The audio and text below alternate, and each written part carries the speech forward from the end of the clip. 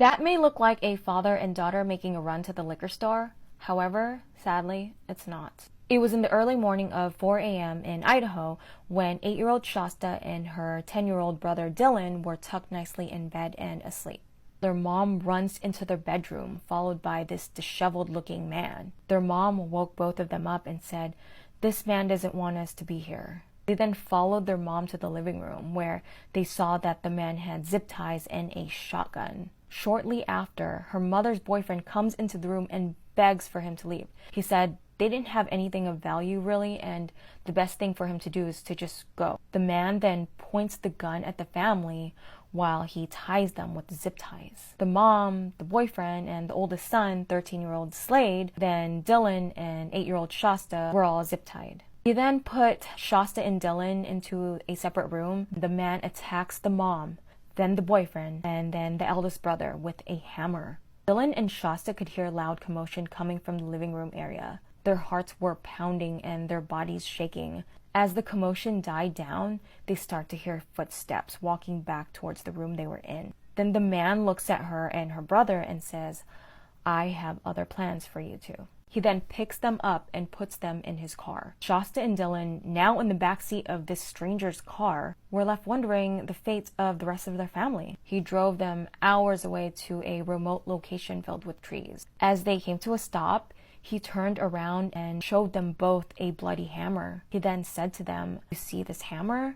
This is the hammer that I used to kill your family with, and I'll do the same thing with you if you don't do as I say." Meanwhile, back in their hometown, a neighbor stops by their home and notices blood all over the family's front door. The man then phones authorities right away. Authorities arrive at the scene to see 3 bludgeoned bodies: Brenda, her boyfriend, and Slade.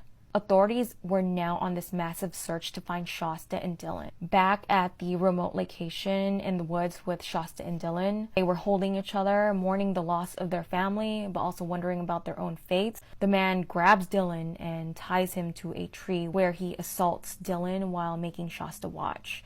And the more Shasta cried and told them to please stop, the more the abuse got worse. When the man was finished, he began to abuse Shasta. After he was finished, he told the children that he was eventually going to let them go and to write to their biological father, telling them that they would be coming home in a couple weeks, but only if they're good and if they do as he says. Dylan and Shasta were so hopeful. There was still a chance that they would be coming home.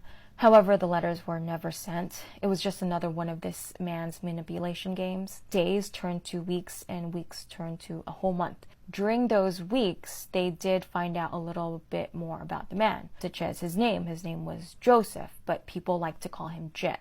They were all sitting around the campfire and he forced the kids to drink and take drugs while he told them about his past crimes. Shasta pretended to take a swig of her drink, but she really was just listening intently and trying to memorize everything that he was saying. So Shasta quickly learned that the more she invested interest into this man, the more his guards went down. She said things to him like, "Your family seems real nice and I'd love to meet up with them someday," which made him smile. The next couple of days, the man started to act nicer towards them.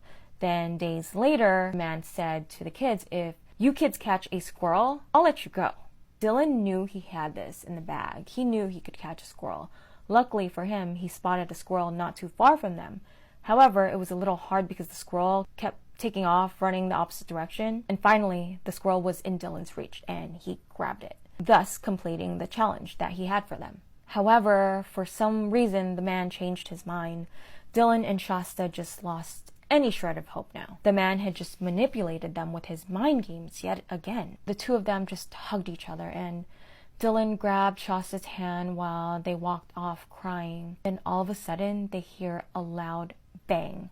Then Shasta felt Dylan's hand slip away from her. The man had shot Dylan in the back of Dylan's head. Shasta could not believe it. Her brother, the only rock that she had to keep her strong and give her new hope, was just killed. Later on, the man tells Shasta that they needed to get rid of Dylan's body. After discarding Dylan's lifeless body, he turned to Shasta and he said that he had to kill her. He asked her how she wanted to go. He said that she only had 2 choices. One was to be shot like her brother Dylan or to be strangled.